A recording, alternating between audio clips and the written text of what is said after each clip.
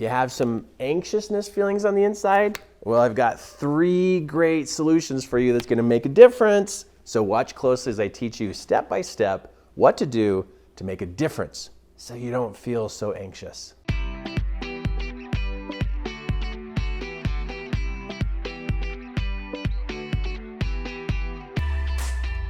Okay, so we're dealing with some anxious feelings, and there's a plan here of how to handle what's going on inside of your head when it comes to being anxious. You could be at all different levels of being anxious. You could be like massive, you can't even get out of bed.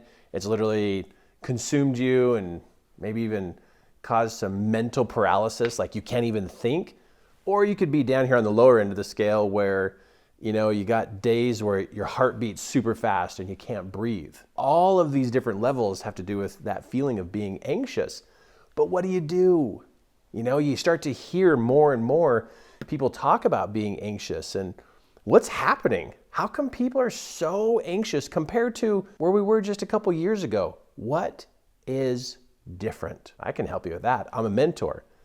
And as a mentor, I hear the challenges that people are facing. And here's a big one. People have too much information in their head. It's like they got all these ideas, all this information, and they don't know what to do. They don't know how to take action. So number one, they're people who got their heads full. Number two, people are super sensitive because they're stacked and packed full of emotion, and they don't know how to manage emotion. And so all this emotion is literally stacked up inside of them, and anything sets them off emotionally. Scared, worried, fear, and all these things are just emotions that are stacked up, and they're calling it anxious. I feel anxiety. Well, when somebody's up to here and they have this much emotion, you better believe they're going to feel anxious because they feel like they're about ready to go under. And you have someone in your family who does not manage emotions well. You got a friend or a family member or someone at the office that is not good at managing emotions, and you're starting to see more often, people really struggle with that. So overloaded with emotions and overloaded with information. Overloaded. People feel like they're drowning. And so when they have that feeling of drowning, they get super, super anxious and their heart beats, they can't breathe. Literally, their brain feels a threat that something's going to happen to them. But you look at them and there's nothing attacking them. There's no big bear. There's no cougar jumping out of a tree ready to land on them and chew their leg off. There's no monsters. But yet, they're so amped up, full of emotions and full of information and full of these terrible catastrophe stories inside of their head.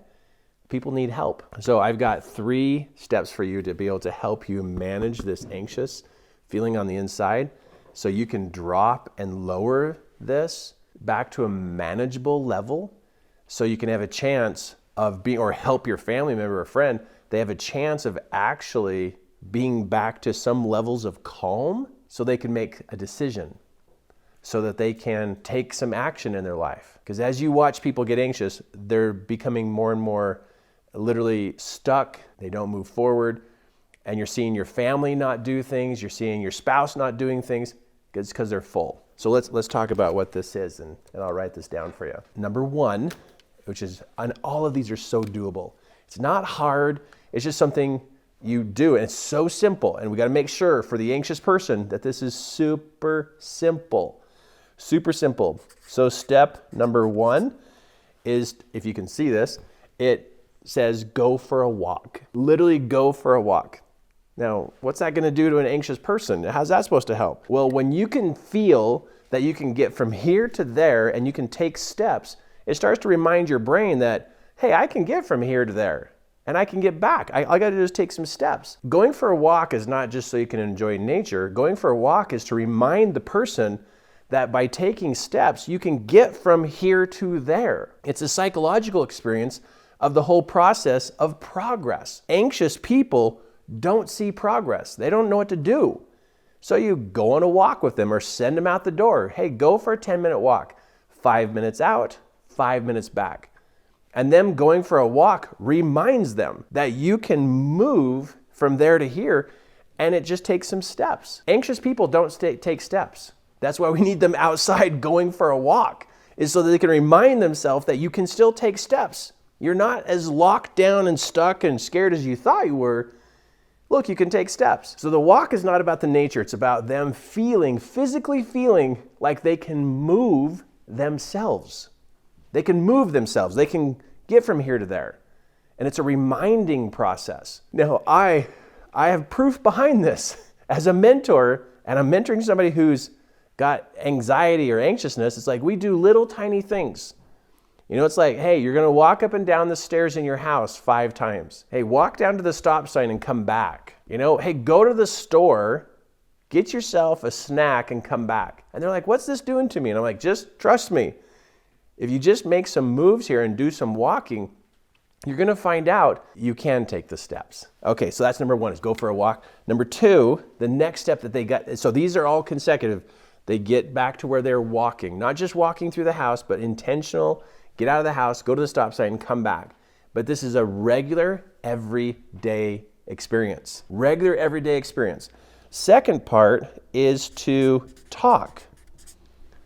So now they can go for a walk and talk. They go outside, they're going to walk from here to the stop sign, and while they're walking from here to the stop sign, they have all the permission in the world to complain, to talk about how they feel. Now, nobody's around. But now it's important to walk and talk, because when you talk, while you're walking, your mind will start to randomly select different conversations of things going on in your head and express them and get them out of you. If you notice, the anxious is in your head. We got to move this out, so we create physical activity with verbal expression. You walk and you talk. So physical activity with verbal expression begins to clear the mind. And the more we clear the mind, the pressure we take off of the soul and the heart. So they clear their mind so they can lighten the load that sits on top of them in their chest. So they walk, they talk, and they can talk about anything they want to clear the feelings and thoughts that they have inside of them. I mean, it's called talk therapy, right? It's like you just talk. And if you can just sit there and just unload everything that you have going on inside of you, it will get out of your head. Doesn't solve the problems, but it sure makes you feel like you're not under so much pressure inside of your head. Then, after they've gotten into walking, and now they've gotten into, get the lid off my marker, and now they get up, they walk and talk. Now what they need to do is begin to write how they feel and what they're thinking. Walk, talk. Now they're not writing while they're walking and talking. This is a sit-down activity. Now it's time for you to put it out on paper. Now, writing is different than talking. Talking is random. It's about this topic. Oh, it reminds me of this topic. It's just so random. And you can switch the topics as fast as you can do that in your walk and talk experience. But now when you sit down to write, to get this out of you, because you're typing sentences, it causes you to focus just a little bit more. What it does is it reaches in and it pulls out more of those details that you need to get off your head, get out of your head. But every time I have somebody who's, feeling that anxious feeling, if it's somebody in high school or somebody at work, or maybe somebody's in sales and they got a lot of anxiousness about sales. This is a go-to process that works with human beings. It just works with men, women. Doesn't matter how old you are, doesn't matter how young you are. It works for kids, but we need to physically get them moving and feeling the steps, noticing the steps. Then you add the talk. Then after they've been doing this for a while, now it's time to set them down with a pad of paper and go, it's time to write down what you think and feel. And all 3 of these move what's inside here to the outside. It relieves the mind. The problem down inside is still there, like whatever they're concerned about, but at least they've taken off all of this, I call it garbage thinking. It's just a bunch of random pieces of paper that's been blowing around in the middle of the yard that's just stacked up in the corner of their yard. You know what I'm talking about, when the garbage blows around because of a storm or something and it all gathers into the corner and it stacks up on a person and they can't think. They feel like they're covered up with all this stuff, all this junk. But it's a bunch of random pieces and parts. They just need to clear it off. Follow the steps, do the steps for yourself, or teach somebody else how to do this and help them clear that off. they're gonna feel a lot better. All right, did you love this or what, right? It's like so cool that if we just know the steps to take, we can make progress in our life, right? Well, hey, I'm your mentor. You know, you've been watching this video and I've had a chance to mentor you. Let's keep a good thing going. Number one, subscribe. That way you can get the next training coming to you. Super short, super simple, right to the point. Real life challenges solved right here on this YouTube channel. Part two is click the link below and really consider joining my monthly mentoring program. Super affordable. Oh my goodness, super affordable. And I can be in your life to guide and direct you on how to help you have progress.